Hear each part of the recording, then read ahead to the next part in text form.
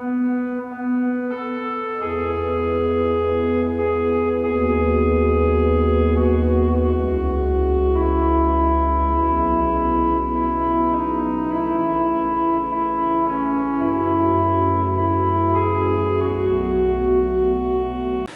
함께 볼 말씀은 신약 95쪽 누가복음 4장 38절에서 41절의 말씀입니다. 신약 95쪽 누가복음 4장 38절에서 41절까지의 말씀 봉독합니다. 예수께서 일어나 회당에서 나가사 시몬의 집에 들어가시니 시몬의 장모가 중한 열병을 앓고 있는지라. 사람들이 그를 위하여 예수께 구하니 예수께서 가까이 서서 열병을 꾸짖으신데 병이 떠나고 여자가 곧 일어나 그들에게 수정드니라. 해질 무렵에 사람들이 온갖 병자들을 데리고 나아오매 예수께서 일일이 그 위에 손을 얹으사 고치시니 여러 사람에게서 귀신들이 나가며 소리질러 이르되 당신은 하나님의 아들이니이다. 예수께서 꾸짖으사 그들이 말함을 허락하지 아니하시니 이는 자기를 그리스도인 줄 알미러라. 아멘. 오늘 우리가 함께 살펴볼 내용은 베드로의 장모에 관한 이야기입니다. 예수님의 제자들 중에 본인 이외에 다른 가족이 성경에 소개되고 있는 경우는 거의 없습니다. 예수님께서 야고보와 요한을 제자로 부르실 때 그들의 아버지가 그물을 깁고 있었다라고 하는 그 내용 이외에는 제자들 그 이외에 다른 가족들의 모습은 성경에 나오지 않습니다. 오늘 본문에 나오는 이 베드로의 장모 이야기는 예수님의 제자들의 가족이나 친인척에 관한 유일한 이야기입니다. 그렇기 때문에 이 베드로의 장모 이야기는 비록 내용이 짧고 단순하지만 그래서 더 인상적이고 그리고 눈에 더 뜨이는 것 같습니다. 장모님이 있는 우리 사위 성도님들, 어머니께 잘 하듯이 장모님께도 잘 하시기를 바랍니다. 그런데 오늘 본문 속에 나오는 베드로의 장모를 보니까 지금 열병을 앓고 있습니다. 38절을 보니까요, 그 열병이 중한 열병이라고 했습니다. 마태복음 8장 14절이나 마가복음 1장 30절을 보면 베드로의 장모가 열병으로 누워 있다고 그렇게 소개하고 있습니다. 그러니까 이 장모의 열병이 그냥 보통 생각되는 그냥 단순한 그런 열병이 아니라 상태가 매우 심각했던 것 같습니다. 예수님께서 회당에서 나오신 후에 베드로의 집으로 들어가셨는데 그곳에, 즉 베드로의 집에 베드로의 장모가 열병으로 누워 있었던 것이죠.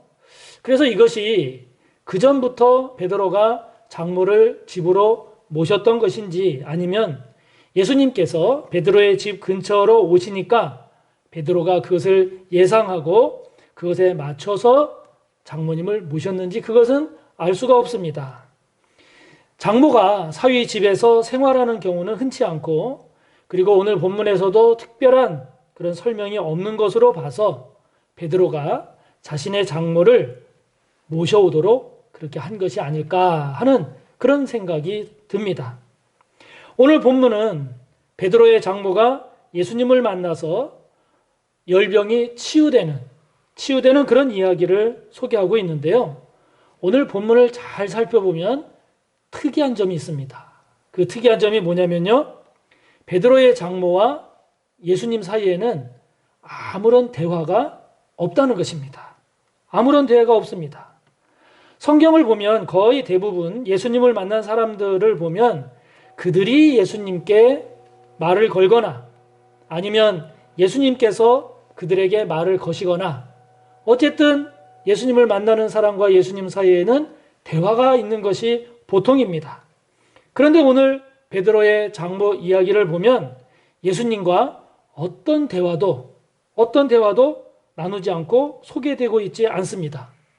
열병이 워낙 중해서 예수님과 대화를 나눌 그런 상황이 못 돼서 그렇다라고 볼 수 있을지 몰라도 어쨌든 예수님과의 대화가 없습니다. 대화가 없는 그런 예수님과의 만남이 이루어지고 그런 침묵 속에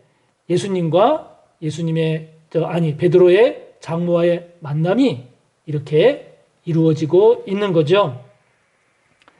어떤 때는 이처럼 본문에 나오는 베드로의 장모와 예수님처럼 대화가 없는 침묵, 그 침묵이 우리에게 더 의미가 있을 때가 있습니다.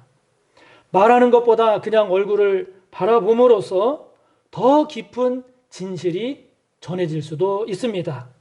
무엇을 말해서가 아니라 그냥 함께 있음으로 인해서 더 깊은 인격적 교류가 이루어질 수가 있다는 거죠. 우리에게 소설 태백산맥으로 잘 알려진 소설가 조정래 씨가 고백한 글이 참 인상적이어서 제가 이렇게 남겨놓은 게 있습니다.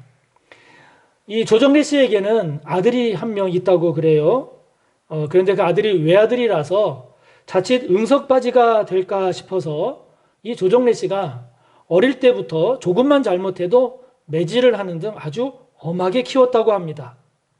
부부가 다 글을 쓰는 작가다 보니까 바빠서 이 아들을 제대로 정성 들여 키우지 못했다고 합니다.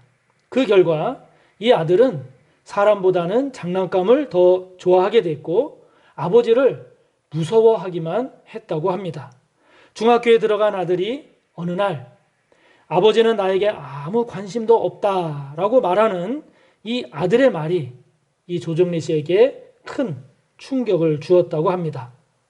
그래서 안 되겠다 싶어서 모든 일정을 다 제치고 이제 고1 된 아들과 함께 며칠 동안 여행을 가기로 했는데요. 그 여행을 가는 기간 동안 한 가지 원칙을 정했다고 합니다. 그것은 뭐냐면 아들이 아버지에 대해서 예상하고 예측하고 상상하고 있는 그런 언행은 하나도 안 하겠다. 이런 원칙을 정했다고 합니다.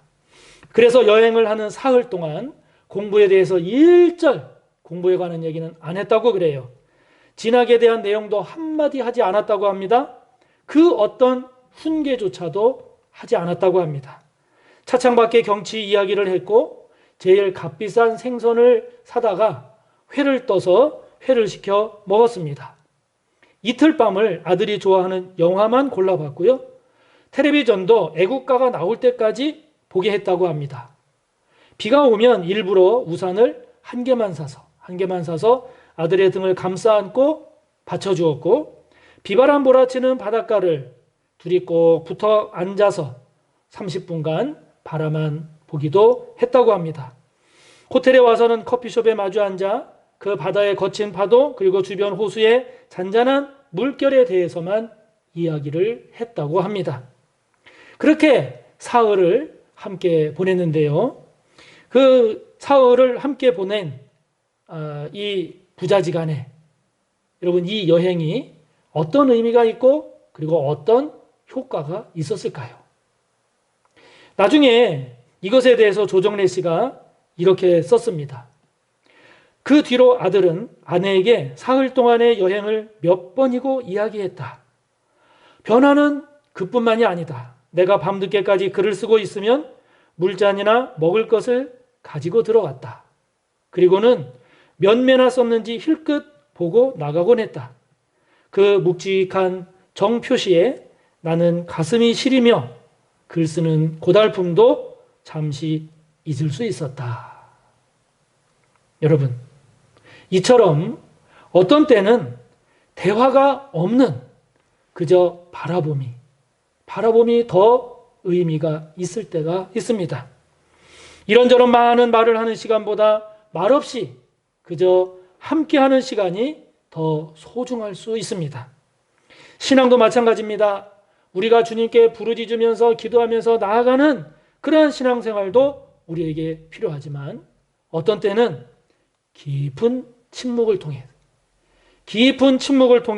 주님께 더 깊이 더 가까이 나아갈 수도 있습니다. 주님께 수많은 말을 하나하나 다 고하며 아랠 때도 있지만, 그러나 그저 주님을 바라보고 그저 주님을 묵상하고 생각하면서 그저 주님께 아무런 말 없이 한 걸음 한 걸음 주님을 향해 나아갈 수도 있습니다. 주님 또한 저와 여러분에게 말을 걸어 오시기도 하지만 어떤 때는 오늘 베드로의 장모와의 만남처럼 주님 또한 아무런 말씀 없이 저와 여러분에게 다가오시기도 하십니다. 얼마나 아프냐, 언제부터 아팠냐 굳이 물으시지 않고 조용히 다가오심으로써 더 충만한 주님의 권능, 더 풍성한 주님의 사랑을 우리에게 가져오시기도 합니다. 그러므로 여러분, 주님을 만나되 깊이 만나는 그런 은혜가 있기를 바랍니다. 예수님의 이름을, 주님의 이름을 소리질러 부르지 않아도 주님을 깊이 만나는 그런 은혜, 그런 복이 있으시기를 바랍니다.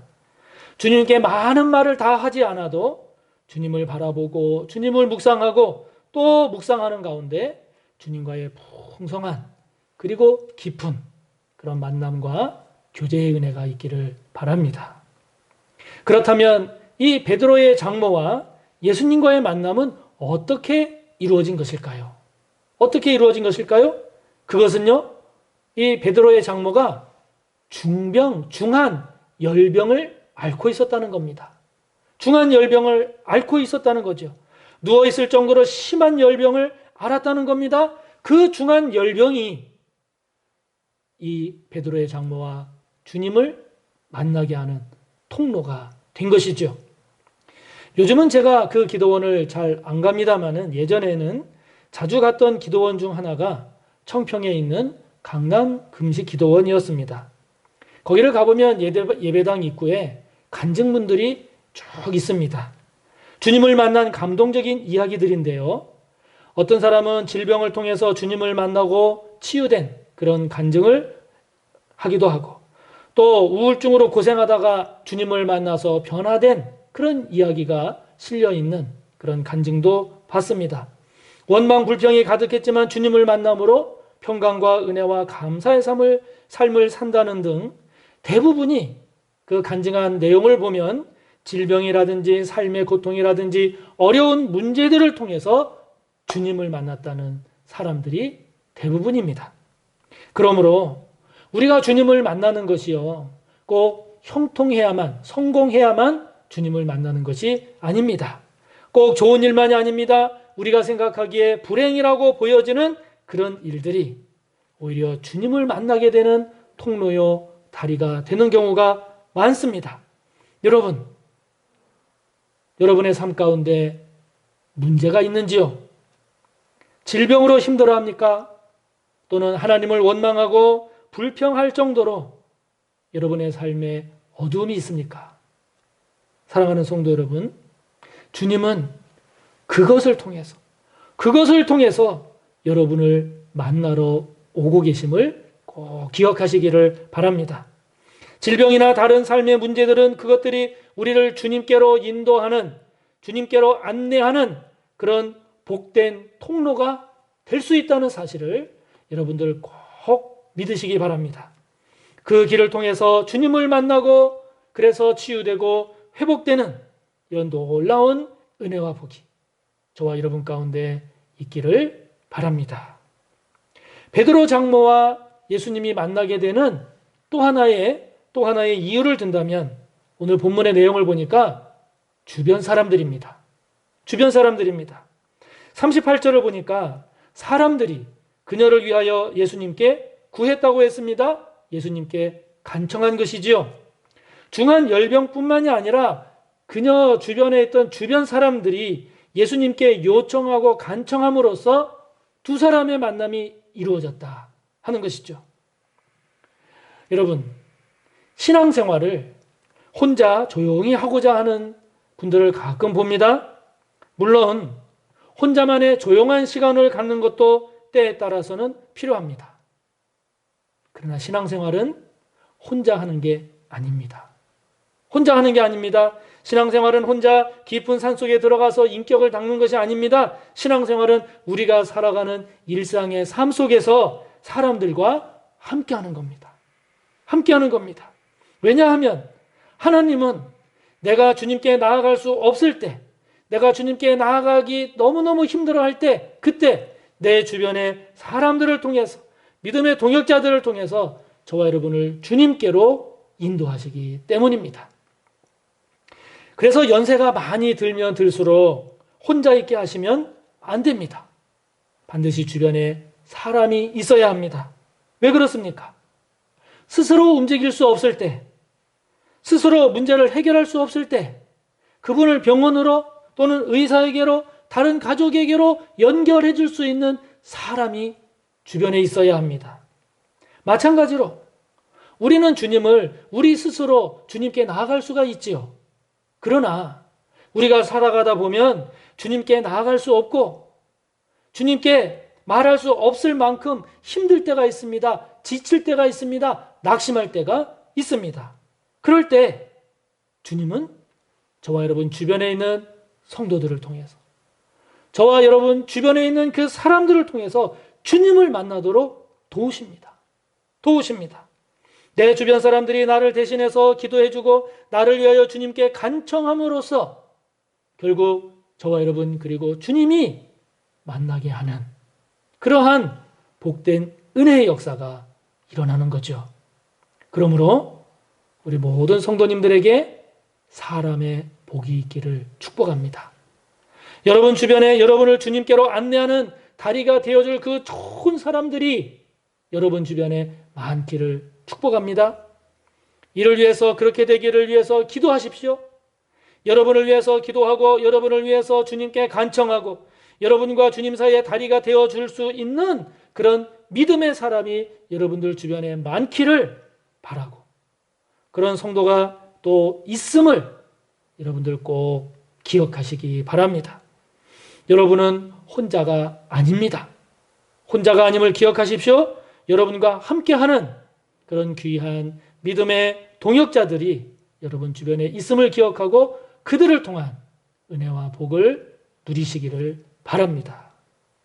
그러나 오늘 본문에서 역시 가장 중요한 것은 베드로의 장모가 예수님을 만나서 이 중한 열병이 치유됐다는 사실입니다. 할렐루야! 치유됐다는 사실이죠. 39절을 보니까 예수님께서 열병을 꾸짖으셨습니다. 그랬더니 병이 떠났습니다. 본문 바로 앞에는 예수님께서 회당에서 더러운 귀신 들린 사람을 치유하시는 장면이 나오는데요. 35절을 보면 예수님이 귀신을 꾸짖어서 쫓아내십니다. 잠잠하고 그 사람에게서 나오라! 꾸짖어 쫓아내십니다. 본문 바로 다음을 보면 예수님은 거기서도 온갖 병자들을 치유하시면서 41절을 보면 귀신에게는 역시 꾸짖으십니다. 할렐루야! 여러분, 예수님이 이런 분이세요. 예수님께는 이만한 권능이 있으십니다. 귀신을 꾸짖어 쫓아내는 권능이 우리 주님께는 있습니다. 믿으시기 바랍니다. 질병도 꾸짖어 떠나게 하는 권능이 우리 주님께는 있습니다. 믿으시기 바랍니다. 그렇기 때문에 이 예수님의 이름 또한 그만한 능력, 그만한 권능이 있음을 믿으시기 바랍니다. 그렇기 때문에 여러분, 예수 그리스도의 이름으로 명하노니 더럽고 추한 귀신아 잠잠하고 내게서 떠나라, 그 사람에게서 나오라 명하시기 바랍니다. 예수 그리스도의 이름으로 명하노니 나를 괴롭히는 이 질병아, 누구를 괴롭히는 이 질병아, 그 사람에게서 내게서 떠나갈지어다. 여러분, 예수 그리스도의 이름을 사용하시기 바랍니다. 사용하시기 바랍니다. 여러분을 사로잡고 있는 귀신, 그와 같은 악한 세력, 여러분을 묶고 있는 질병, 감당하기 어려운 문제들, 예수님의 이름, 예수의 이름으로 쫓아내고 승리하는 저와 여러분이 꼭 되시기를 바랍니다.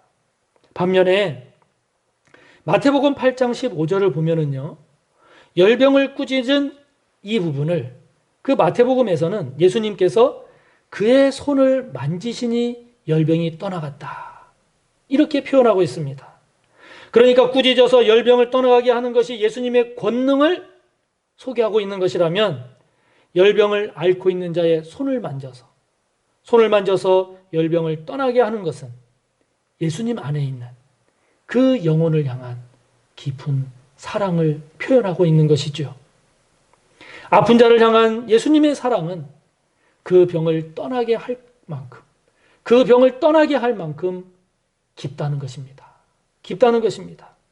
마가복음 1장 31절에서는 이 부분을 예수님께서 나아가서 그 손을 잡아 일으키시니 열병이 떠나갔다. 이렇게 소개하고 있습니다. 다시 말하면 예수님께서 주시는 힘, 예수님께서 주시는 용기, 예수님께서 주시는 격려, 이것을 표현하고 있는 것이지요. 저와 여러분이 깊은 시름에 빠져 있을 때, 나를 사랑하시는 주님의 사랑을 느낄 때 우리는 힘을 얻지 않습니까?